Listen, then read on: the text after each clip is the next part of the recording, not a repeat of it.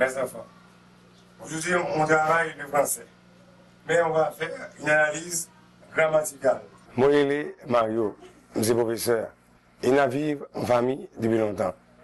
Nous 6 dans cette maison. Durant mon était là, et le premier côté qui fissuré, c'est galerie. Deuxième côté, c'est placard avec côté ça.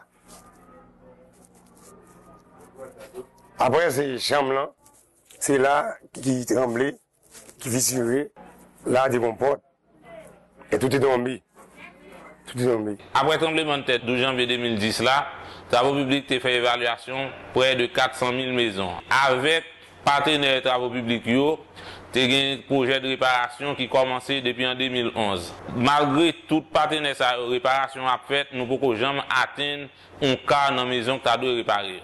Les défis qu'on a identifiés sont clairs. Les familles haïtiennes ont un manque d'information, de formation, d'accès aux matériaux de construction de bonne qualité et accès aux ressources financières. Donc Carmen, les activités de Carmen ont pour objectif adresser ces 4 piliers. Ça fait 4 mois que agent Carmenio vient là à moi informer que façon que mal inscrit pour que Carmen aide à réparer Carmen. Moi aller dans le centre Carmen national, moi faire enregistrer. Ils m'ont demandé pour me présenter 4 évasions nationales. Ils prennent l'information, ils prennent une photo. Et enfin, ils ont 4 bénéficiaires qui ont un nom avec photo sur lui. 4 ça, bon accès à tout service Carmen. Après l'enregistrement du chef de ménage et l'obtention de sa carte, les ingénieurs commencent avec l'évaluation détaillée de la maison. Ils procèdent à la réalisation du croquis de réparation de la maison. Ils dressent la liste des matériaux dont la personne aura besoin et préparent le plan et le devis estimatif pour la réparation.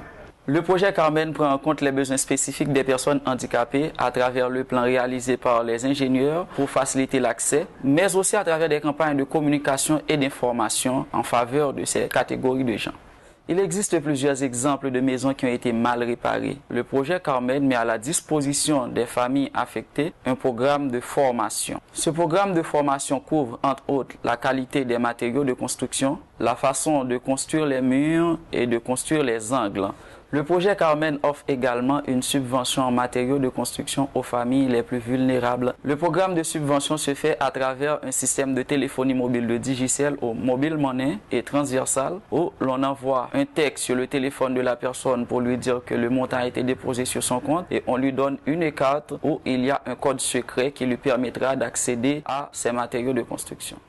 Le côté innovateur de ce programme de subvention, c'est qu'il tient compte des quincailleries installées dans les zones d'intervention du projet Carmen qui sont également intégrées dans le réseau de distribution et du système de transfert mobile d'argent. Les bénéficiaires, aussitôt qu'ils reçoivent le message, ils se rendent avec leur pièce d'identité ainsi que le code secret chez le fournisseur qui réalise le tout et leur fournissent ce dont ils ont besoin en termes de matériaux de construction.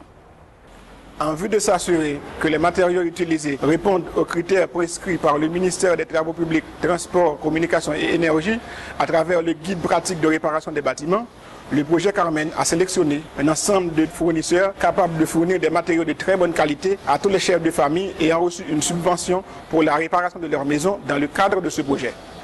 Le projet Carmen contribue aussi à la formation des professionnels de la construction, tels que les boss maçons, les charpentiers, les ferrailleurs, dans les techniques de démolition, de réparation et de construction. En termes d'aménagement du territoire, le projet Carmen a un spécialiste en planification urbaine et en aménagement du territoire qui travaille de commun accord avec le MTPTC, le ministère de la Planification, les mairies et les autres partenaires qui interviennent dans le secteur. Carmen est un projet innovateur dans le sens que c'est de mettre aux Haïtiens et Haïtiennes au centre de la reconstruction. Pour faire ça, Carmen appuie l'autoréparation avec l'appui technique des experts de Carmen et du ministère des Travaux publics. Les défis plus importants que Carmen fait face sont principalement 2.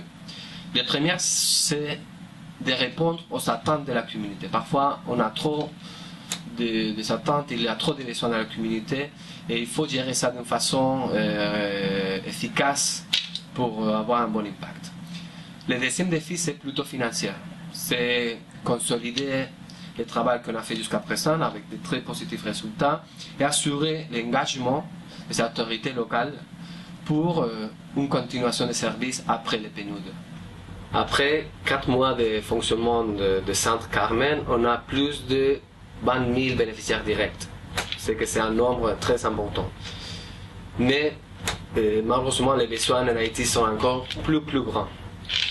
Et le PNUD a comme cible l'évaluation détaillée de 50 000 maisons endommagées, ça veut dire la moitié de ceux affectés par le tremblement de terre, la formation de plus de 10 000 bons maçons et travailleurs de la construction, des femmes, etc.